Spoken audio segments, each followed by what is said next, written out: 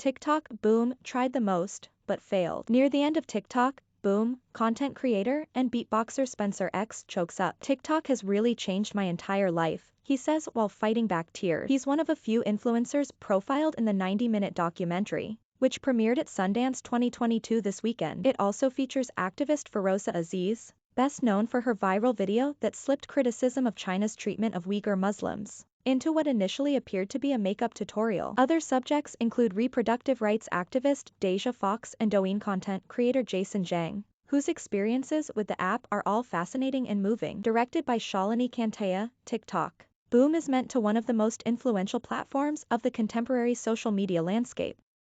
The film's description on the Sundance Festival portal says it examines the algorithmic, socio-political, economic and cultural influences and impact of the history-making app.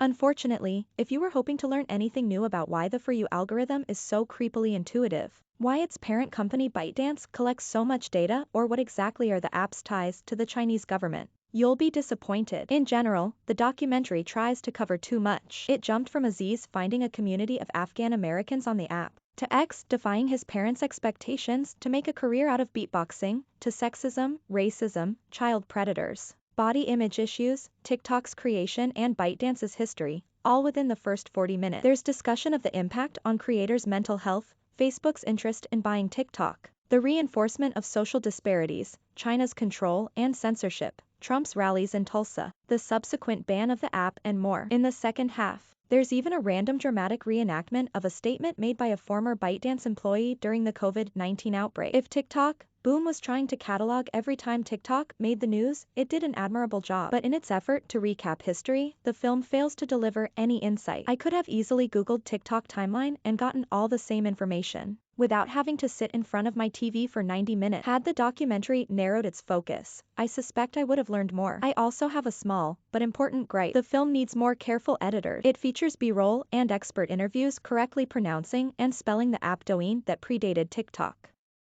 Mere seconds later, the narrator and an on-screen graphic both mispronounce and misspell Douyin as Douyin.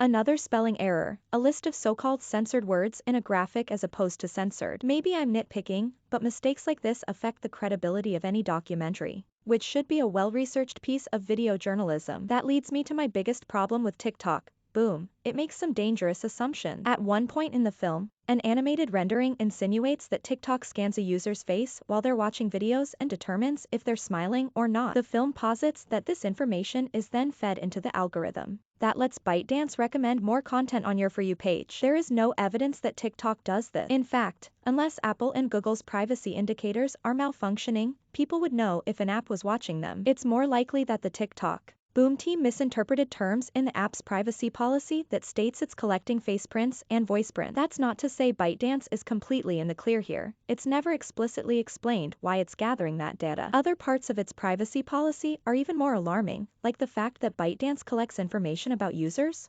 keystroke patterns, or rhythms.